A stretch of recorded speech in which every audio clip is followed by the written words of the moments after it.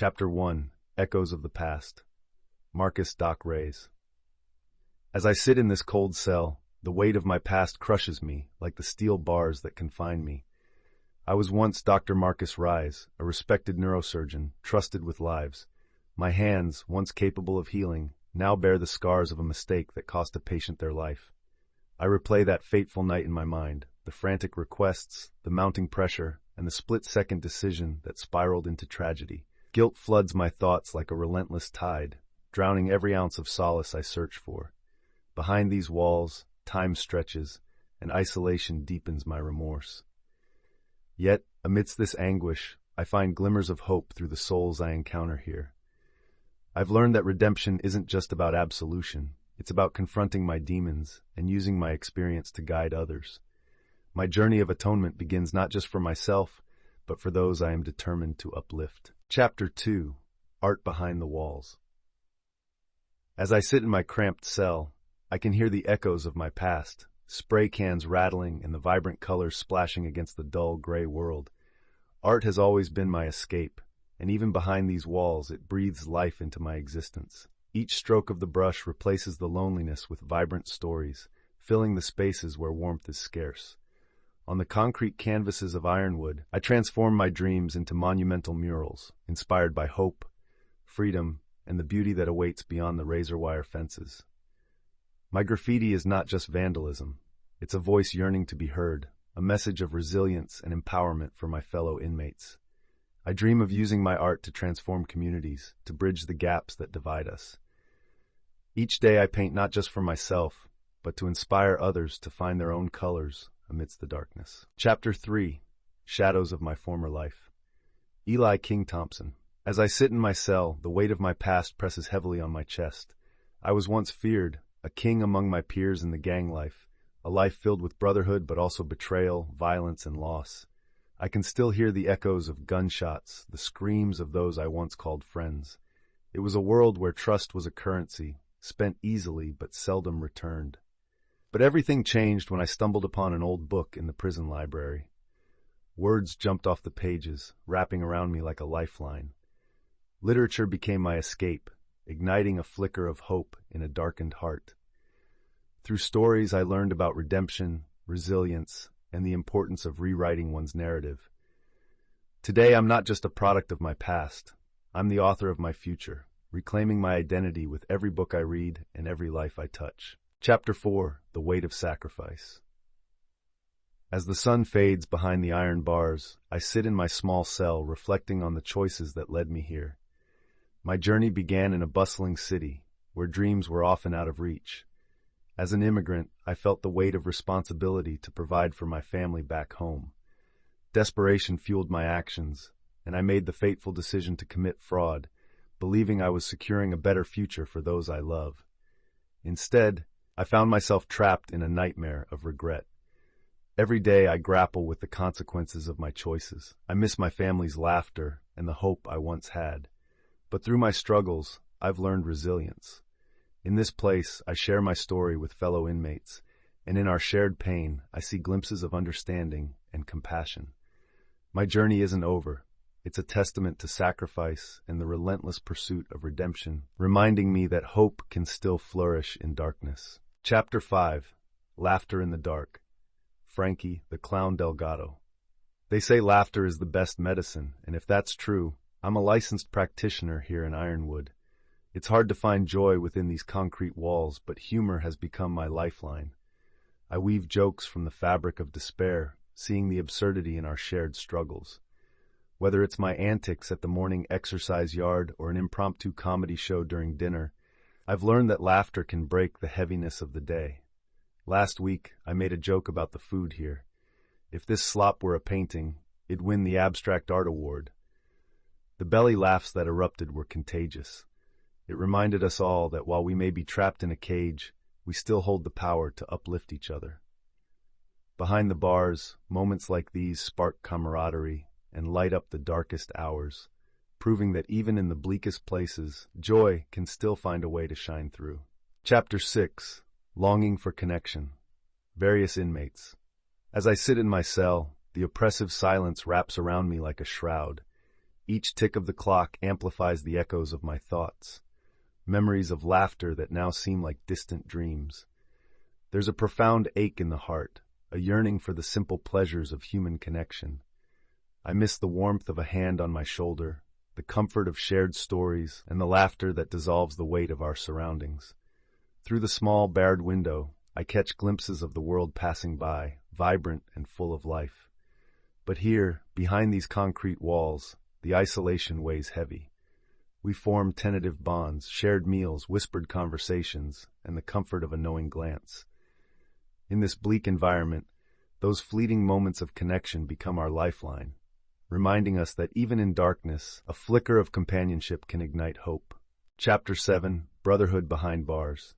Various inmates, as the steel doors clang shut, the sound reverberates through Ironwood Penitentiary. But within these walls, a different symphony emerges, the laughter and camaraderie of brotherhood among unlikely friends. In this chapter, several inmates share their stories of connection, revealing how forged bonds offer solace in a harrowing environment. Marcus recounts quiet evenings spent swapping stories with Eli, finding comfort in their shared fears and aspirations. Tasha reflects on how her art sparked friendships, turning once isolated souls into a vibrant community of support. Frankie highlights the healing power of humor, describing moments when laughter transformed their darkest days into fleeting moments of light.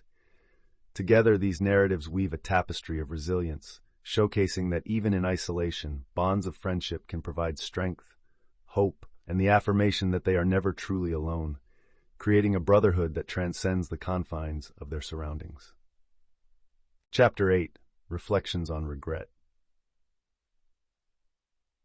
As I sit in my cell, the weight of my actions presses heavily on my chest. Each flicker of prison light reminds me of that fateful day in the operating room, the moment I crossed an unseen line. It wasn't just the malpractice, it was the ripple effect of my choices, the mother who lost her son, the grief that engulfed my own family. Regret consumes me, threading through my thoughts like a dark shadow. Yet, as I listen to the shared stories of my fellow inmates, I begin to understand that regret is not merely a burden. It's a catalyst for transformation. We sit together, vulnerable, each voice a testament to the flawed journeys we've traveled. Through our reflections, we realize that accountability is a powerful tool, allowing us the chance to face our demons and seek forgiveness, not just from others, but from ourselves. In this, we find a glimmer of hope. Chapter 9: Dreams Deferred. As I sit in this barren cell, the weight of missed opportunities presses down on my chest like a heavy shroud. Each day, I hear the distant echoes of laughter and life beyond these walls, and it stirs a hunger within me, a yearning for the family I left behind and the career I once cherished. I close my eyes and envision the faces of my children, their smiles igniting my hope for a future filled with shared moments and laughter. Around me, inmates voice their own dreams. Tasha imagines transforming cityscapes with her art. Eli dreams of writing novels that inspire change, and Sophia longs to reunite with her family, to show them the love that their sacrifices deserve. These dreams are fragile yet radiant, each one a beacon of hope. In this world of concrete and steel, our visions of freedom sustain us, reminding us that life awaits outside, full of possibilities. Redemption's Path. Marcus Doc Rays.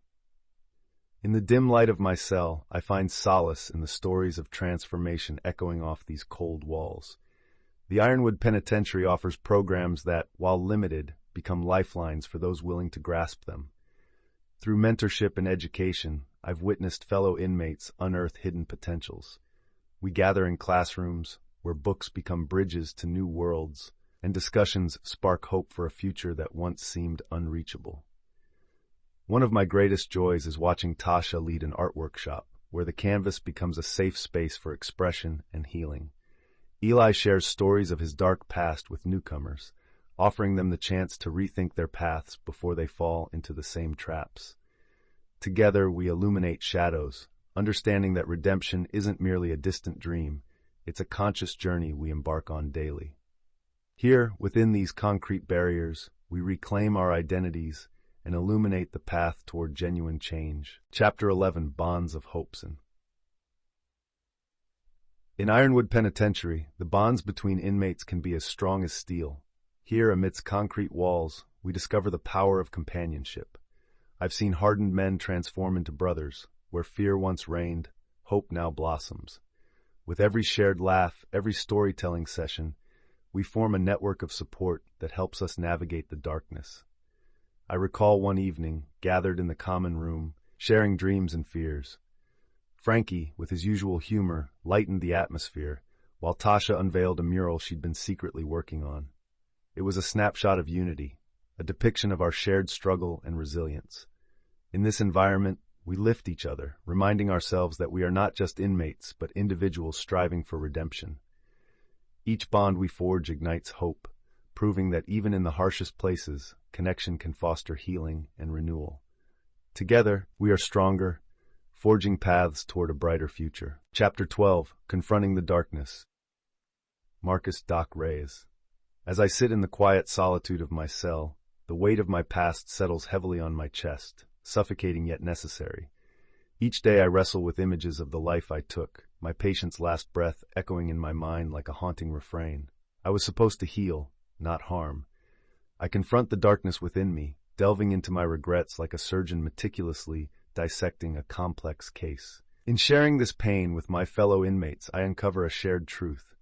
None of us are defined solely by our mistakes. Together, we peel back layers of guilt, sharing stories that expose our fears and vulnerabilities. In these moments of raw honesty, I find a flicker of hope, a fragile yet resilient ember. Acceptance begins here, amidst the ruins of our choices, and I realize that confronting our darkness is the first step toward the light of redemption. Chapter 13, A World Beyond the Walls. As I approach my release date, the anticipation is bittersweet. Thoughts swirl in my mind. Will I be able to reintegrate into society after all this time? What if the world outside has forgotten me? I find solace in conversations with my fellow inmates, each of us grappling with similar fears. Sophia dreams of reuniting with her children, while Tasha plans to showcase her art in galleries. Eli shares his vision of starting a book club to inspire youth away from gang life. We support each other, offering encouragement and practical advice for rebuilding our lives. I pen a list of goals: reconnect with family, volunteer at a community clinic, and continue mentoring those still inside. As I reflect on our shared hopes, I am reminded that beyond these walls lies a chance for redemption, an opportunity to redefine ourselves and reclaim our lives, no matter how daunting the path may seem.